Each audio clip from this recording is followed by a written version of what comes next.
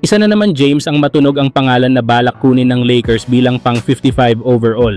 Pero bago yan mga idol, paano kung sabihin naming posibleng i-trade ng Lakers si LeBron James pabalik sa Cleveland Cavaliers? Oo mga idol, may player option si LeBron kaya hawak niya ang desisyon kung mananatili pa ba siya o hindi.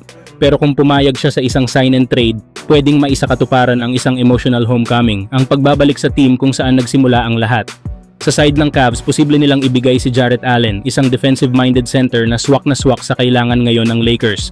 Kulang ang Lakers sa rim protection at presence sa paint kaya malaking bagay ito. Isama mo pa ang ilang role players at picks, pwede na. At mga idol, wag nyo kalimutan, pwedeng isama si Bronny James sa package ng Lakers. Dahil kung may isang team na gugustuhin ni LeBron paglaruan kasama ang anak niya, yan ang Cleveland.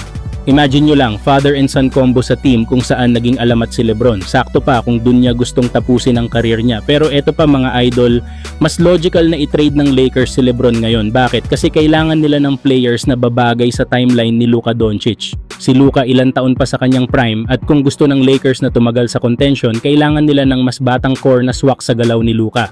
Sa Cavs naman, alam nating lahat na kulang sila sa tunay na leader. Galing sila sa isang disappointing playoff run, number 1 sa standings sa East, pero nabigo sa semifinals kontra Pacers. Kung meron mang pwedeng magbago ng kultura ng Cavs, yan si LeBron.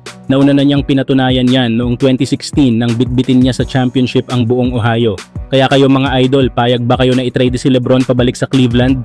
Kasama si Bronny, kapalit ng mga batang role players at isang sentro na swak sa sistema ni Luka.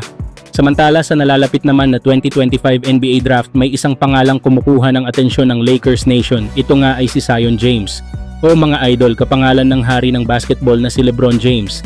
At ayon sa mga ulat, tinitignan umano ng Lakers na kunin si Zion gamit ang kanilang 55 overall pick. Isa nga itong 6'6 guard mula sa Tulane University, kilala si Zion James sa kanyang defensive versatility at leadership sa court. Hindi man flashy scorer pero ang hustle at basketball IQ niya ay swak sa pangangailangan ng Lakers. Isang glue guy na pwedeng mag-fill ng maraming butas sa rotation. Balak ng Lakers gamitin ang huling pick nila para kumuha ng role player na agad pwedeng i-develop at isama sa bagong core. At dahil senior na si James sa college at may 4 na taon ng experience, mas ready siyang mag-adjust sa bilis at intensity ng NBA. Hindi lang pangalan ang pinag-uusapan dito. Ang posibilidad na makasama ni LeBron James ang isa pang James sa lineup kahit hindi related ay siguradong magdadala ng intriga at excitement sa mga fans. Mapupunta kaya sa Lakers si Zion James? O ibang team ang makikinabang sa potensyal niya? Huwag kalimutang mag-like, share at subscribe para sa mas marami pang NBA updates.